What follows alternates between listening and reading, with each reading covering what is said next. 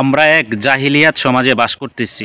আসলে এই মূর্খ সমাজের মানুষগুলোর চিন্তাভাবনা এত নিকৃষ্ট কেন আমার বুঝে আসে না। আরে ভাই, আমি দ্বিতীয় বিয়ে করছি, এটা আমার পার্সোনাল ব্যাপার। আমার ঘরে বউ থাকার পরেও বউকে রাজি করি, খুশি করি, যেভাবেই করি না কেন আমি দ্বিতীয় বিয়ে করার সিদ্ধান্ত নিয়েছি, করছি। এটা আমার ব্যক্তিগত পার্সোনাল ব্যাপার। প্রয়োজন আমি 3টা করবো, নাহলে 4টা করবো। এটা তো কোরআনের একটা বিধান আছে। আমার বউয়ের ভরণ পোষণ, খাওয়া দাওয়া সব কিছুর দায়িত্ব আমিই নিব। তাহলে সমাজে এত সমালোচনা মাতামাতির কী দরকার আছে? এই জাহেলির সমাজে, এই মূর্খ সমাজে এত মাতামাতি করার, সমালোচনা করার কি আছে? অনেকেই দিয়ে এটা নিয়ে ঠাট্টা বিদ্রুপ করেন, হাসি মস্কারা করতেছেন। আপনি জানেন আপনার এই হাসি মস্কারা যে এটা কোরআন আল্লাহর আইন, একটা হালাল আইনের বিধানের বিরুদ্ধে যাচ্ছে, কোরআনের বিরুদ্ধে যাচ্ছে। আমার যদি এবিলিটি থাকে তাকে রাখার, তার ভরণ পোষণ নেওয়ার এবিলিটি থাকলে কোরআনুল কারীম স্পষ্ট বলে দিছে তোমরা 2টা 3টা 4টা বিয়ে করো।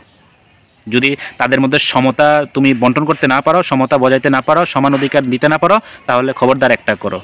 বিয়ে কখনো 4টা করা ফরজ, আবার কখনো বিয়ে করাই হারাম। আবার জীবনে বিয়ে করা আবার কখনো হারাম, আবার কখনো 4টা করা ফরজ। তো এখন আমি বিয়ে করছি, এটা আমার ব্যক্তিগত ব্যাপার, এটা আমার টোটালি পার্সোনালি, ঠিক আছে? আর অনেকে আমার পরামর্শ দিতেছে, ভাই বিয়ে করতেন ভালো কথা, গোপন রাখতেন, প্রথম স্ত্রীর না শোনাইতেন। কেন রে ভাই, আমি কি চুরি করছি? আমি ডাকাতি করছি? মাস্তানি করছি? আমি কি বদমাশি করছি? বিয়ে মানে প্রচার করো, বিয়ে মানে মানুষকে জানাই দাও, বিয়ে না করছি।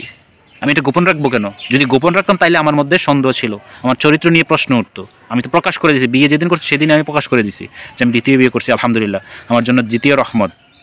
আবার অনেকে বলে যে মা বাপে নাকি অনেক সম্মান যাইব, মা বাপের নাকি অনেক সম্মান নষ্ট হইতেছে বা হইব। কেন?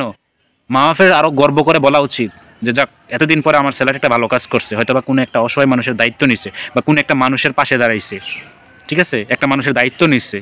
এটা মা বাপ এটা পাওয়ার ফিল করা দরকার, এটা অহংকার করা দরকার যে আমার সন্তান এতদিন একটা ভালো কাজ করছে।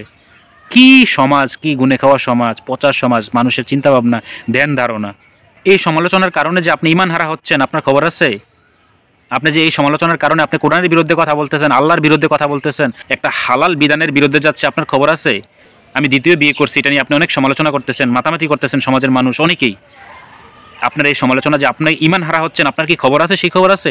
এটা আল্লাহর স্পষ্ট বিধান, কোরআনুল কারীম আল্লাহ বলে দিয়েছেন। তাই অতএব দয়া করে কারোর বিরুদ্ধে কোনো বিষয়ে, ধর্মীয় কোনো বিষয়ে সমালোচনা করার আগে অবশ্যই যাচাই বাছাই করে নেবেন যে আমি এটা সমালোচনা যে করতেছি, মাতামাতি করতেছি, এটা ইসলাম সমর্থন করে কিনা, কোরআন সমর্থন করে কিনা, আল্লাহর বিধানে আছে কিনা।